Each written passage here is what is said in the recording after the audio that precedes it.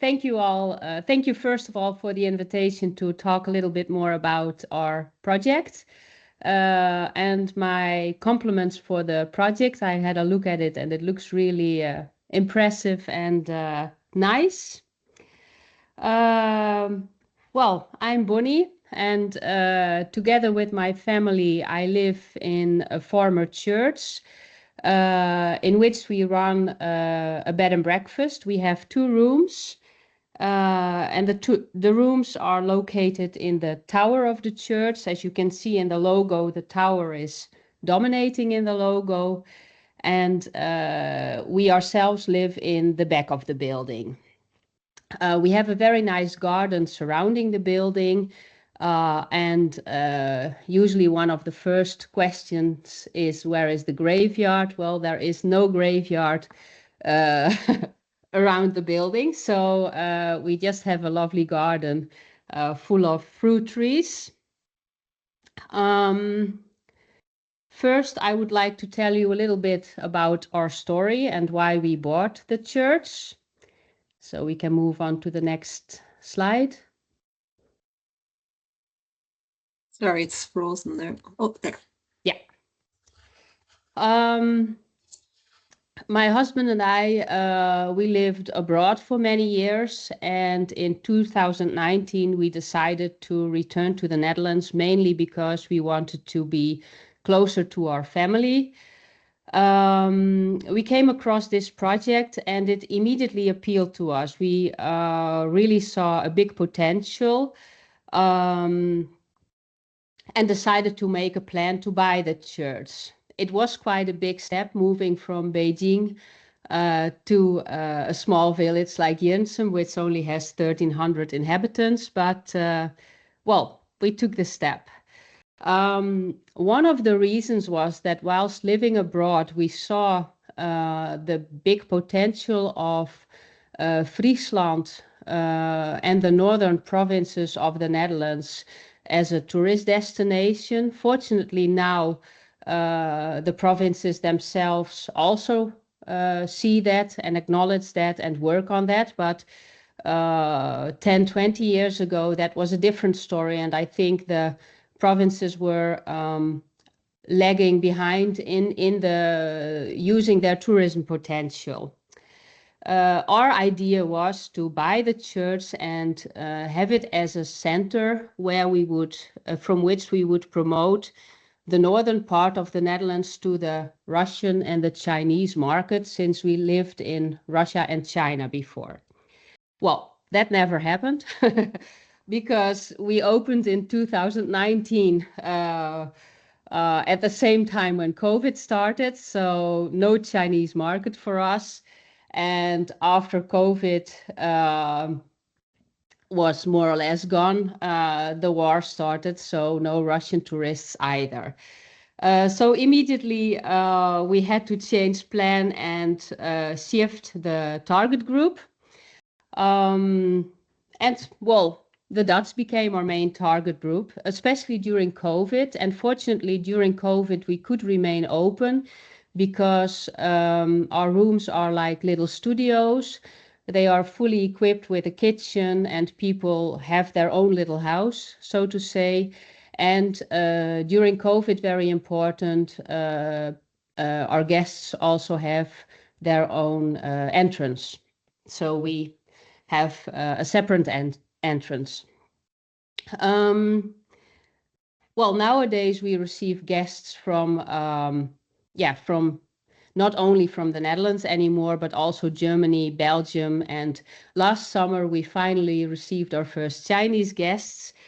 The main reason for people to stay with us is that they want to have a unique experience, and staying in a church is a unique experience.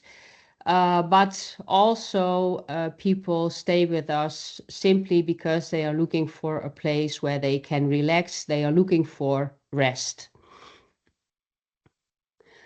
I would like to tell a little bit more about the village. It's a very small village, Jinsum. I'm sorry, I should have added a map, but I forgot. It's a village of 1,300 inhabitants. It has a school, it has a small restaurant, and it has many companies involved in water sports. But there are no shops, there is not a supermarket. So you could say there's very little to do for the tourists, which is a good thing, and which is also one of our unique selling points. We do have a community garden in the village where we can buy our vegetables, where we buy our eggs, our dairy products, and all very local. One big advantage of the village is that it's very centrally located. So it's easy for people to explore the province and the neighboring areas.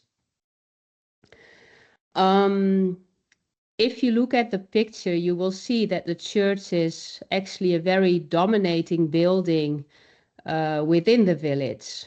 And if we wouldn't have bought the church, it's very likely that it would have been demolished, so that it would have been gone, which really is a shame because it is a landmark within the village. The church was built in 1877, and at the time when we bought it, it did not carry the status of a protected building. In other words, it was not old enough to keep it, to maintain it. But for the people from the village, it carries a lot of history. Imagine all the people who got married here, the funerals that took place here, the people who were baptized here. Well, many other stories. We hear stories of people who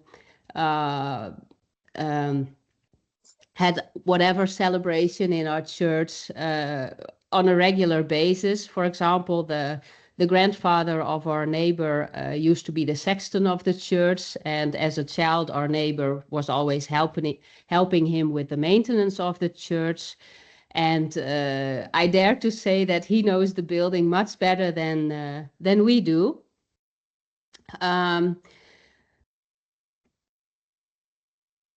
So we knew from the very first moment that we have a large responsibility to the community to maintain the building and to keep it as a central place in the village. Well, the first responsibility we have, and you will hear it within 1 minute, I think, is the bell. It rings every 30 minutes, 24/7. And it's also maintained by a volunteer from the village.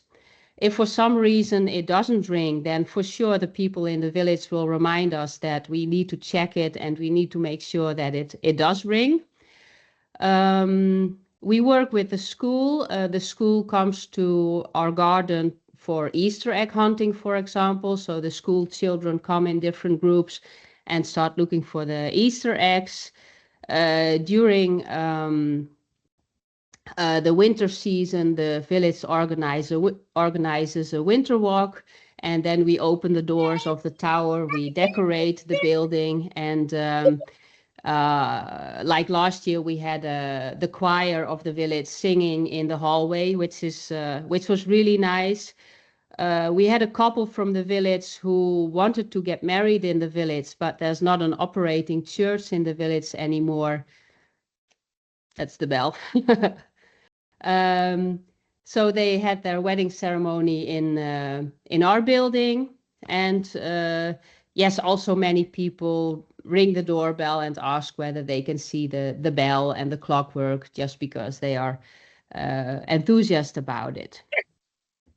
We do cooperate with the other entrepreneurs in tourism. There's quite a big boating industry here, and yes, we just try to help each other wherever possible.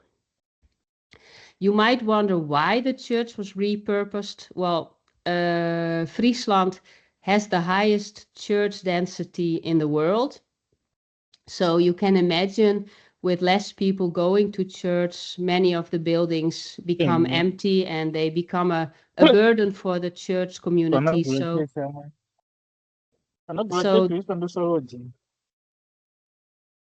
So they are looking for other purposes, well, for other destinations for the church.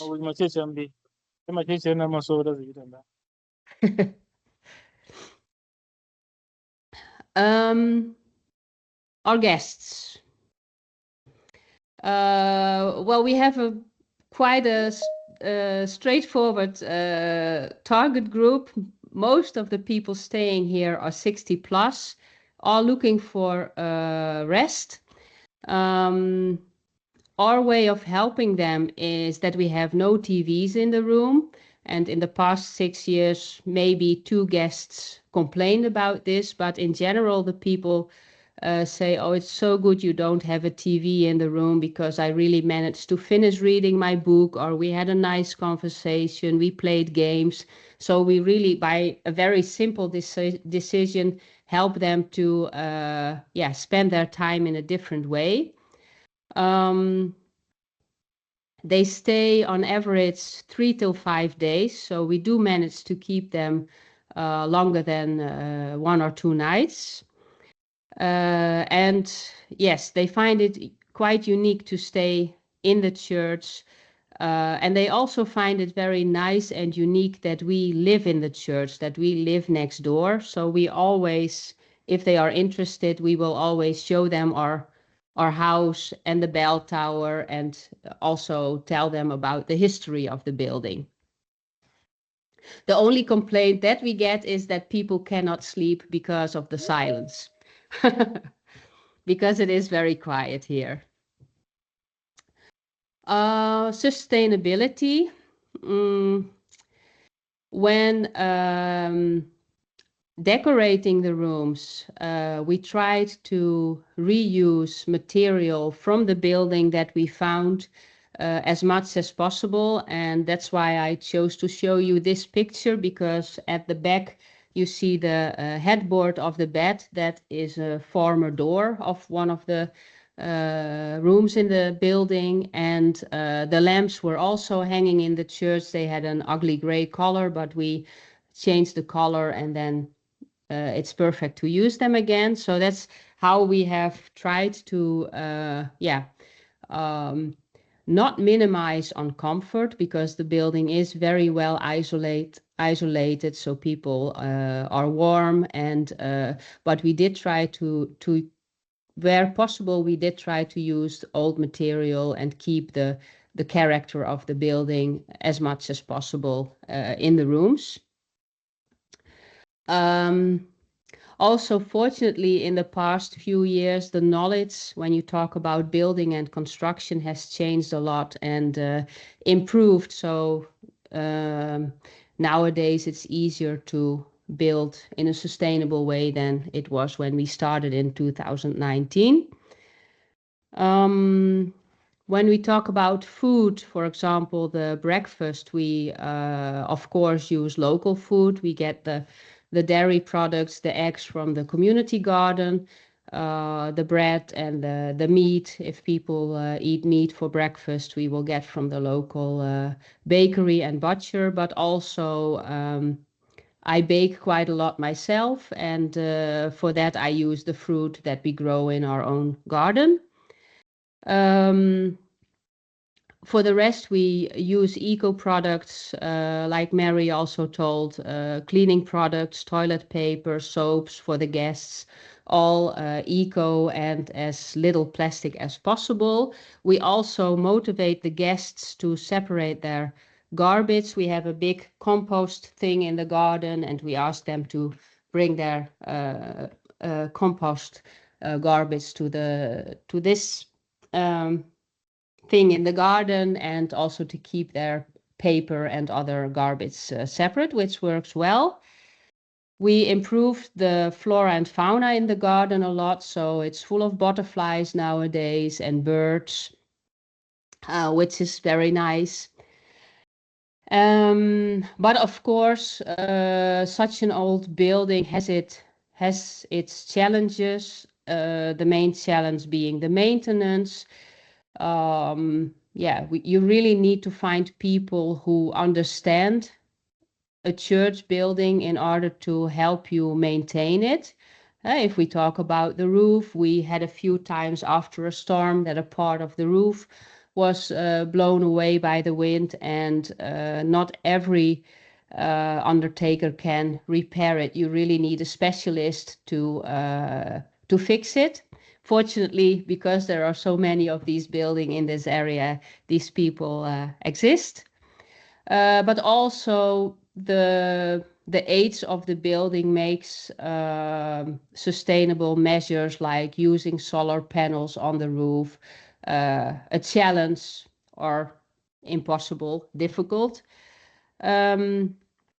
Fortunately, the province pays a lot of attention to initiatives for improving the economy and making it more circular. So by networking, talking to colleagues step by step, it becomes easier to implement the sustainable measures that you would like to implement. That's it. Funny. Thank you.